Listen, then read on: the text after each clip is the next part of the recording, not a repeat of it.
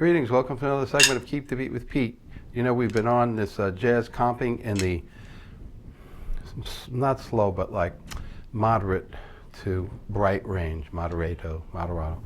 And today I want to take it the last step in this particular sequence. You know, we've been doing about 4 or 5. We did the ride cymbal, then we did the snare drum and the ride. We added the bass drum. Today I just want to add the rest of the kit.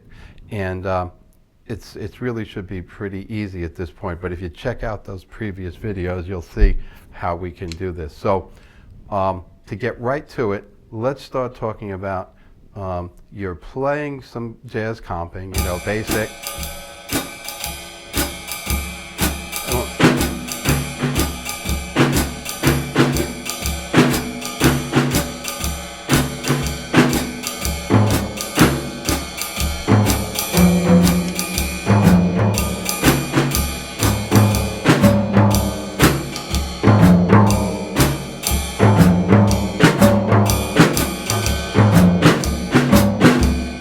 Okay, so what we had is just basically 4 on the floor. We were just doing the standard 2 and 4, but we started to introduce the toms.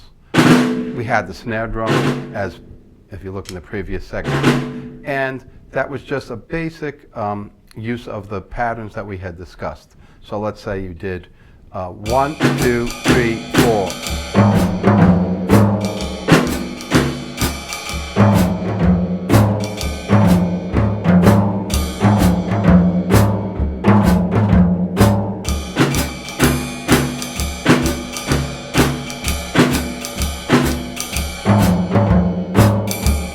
Okay, so we're just adding 2 toms there, and it starts to sound like transitioning into fills or setups, which it actually at some point would be. But if you really wanted to stick on the cymbal,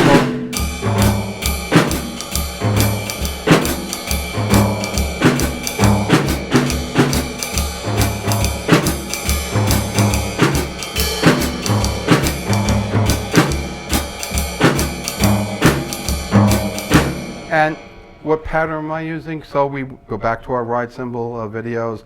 1, 2, 3, 4, 2, 2, 3, 4, 3, 2, 3, 4, 4, 2, 3, 4, 1. So I'm just doing variations on that.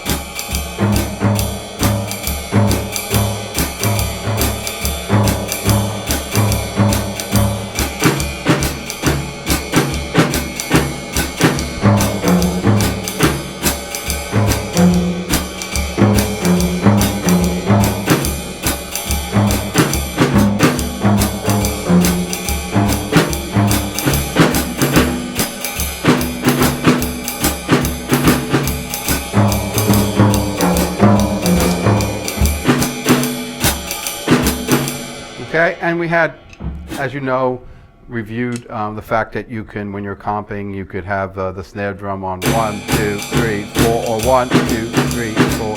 Well,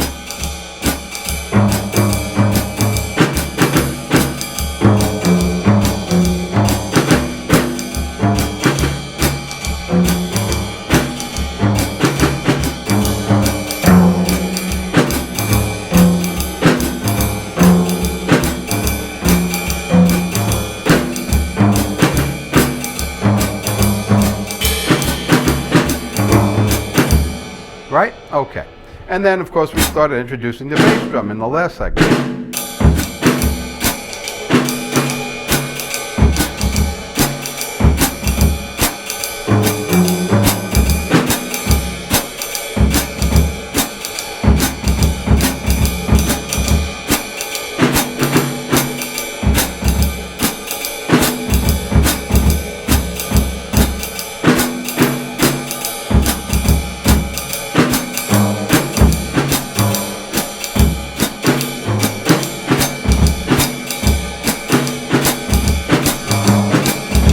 Okay, well, there is everything but like what is happening here. We're not using the hi-hat other than 2 and 4. Well, yes, you can do that. So Jack DeJohnette, Tony Williams, I mean, a lot of the modern players now start using the hi-hat. One of the basic ones, 1, 2, 3, 4.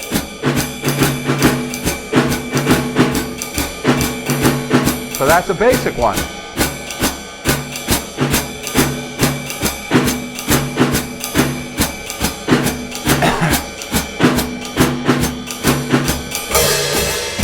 okay? And then certain patterns.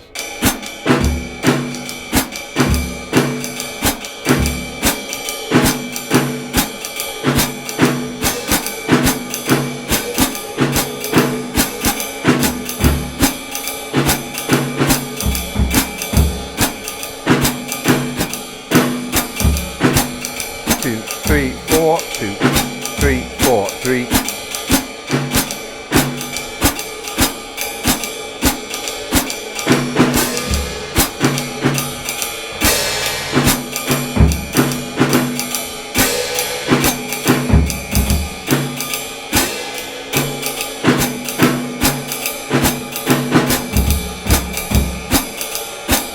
Okay, 1, 2, 3, 4, 2, 2, 3, 4, 3, 2, 3.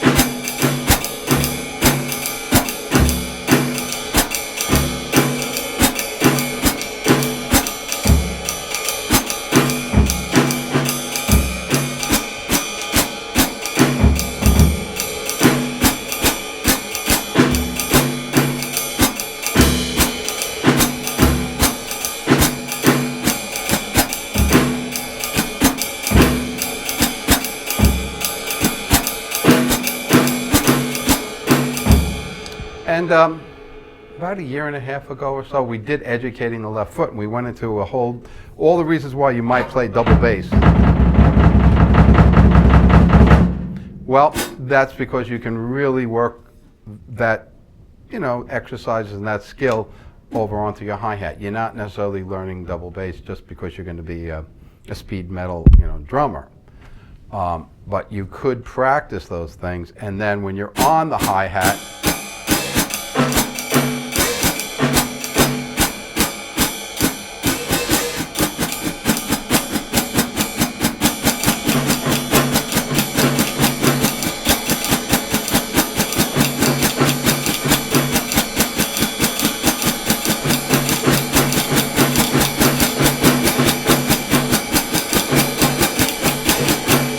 Tony Williams, when you start taking it up and you start taking it to the next tempo sequence, you get that 1, 2, 3, 4 going.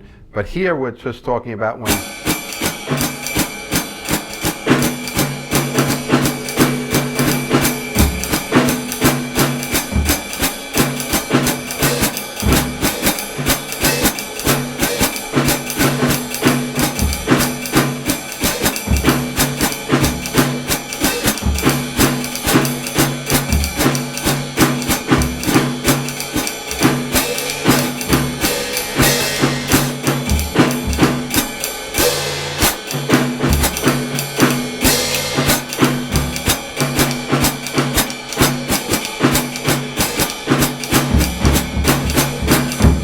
There you have it. If you look at all of the segments we did, you'll catch the patterns that started on the ride cymbal. Then we started bringing them between the ride cymbal and the snare drum. Then we said, well, you could do the same thing between the bass, the snare drum, and the ride cymbal. Now we're saying you could do a lot of those same patterns using the tom-toms.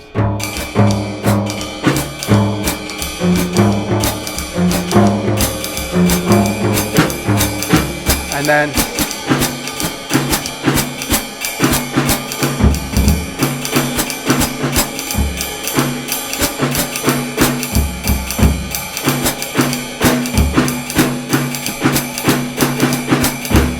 okay, now the last thing to think about with this is that comping, it's got to be musically appropriate. When you look at jazz of the 50s, 60s, 70s, 80s, 90s, up into the current day, there are different levels of comping. Sometimes the music requires you to leave a lot of space. You may have only one.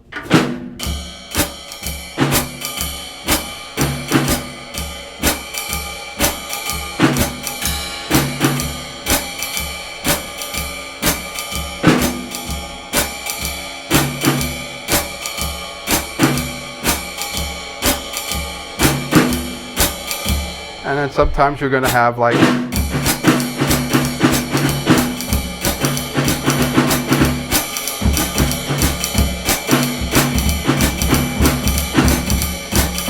very busy comping because that's what it calls for. Keep that in mind. As I've said in many of these different segments, you don't want to have, hey, look at this thing I've been working on. I know it has nothing to do with this music we're playing, but you're getting it tonight, or this afternoon, or whatever. No, you have to naturally work these ideas, have them in your control, at your command, and then figure out where to place them.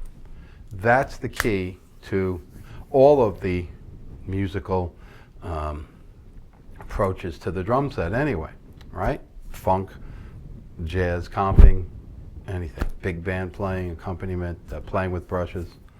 So we work our exercises, we work our ideas, we have to develop the command and control of these things, and then, oh, where do I apply it? Where do I apply what?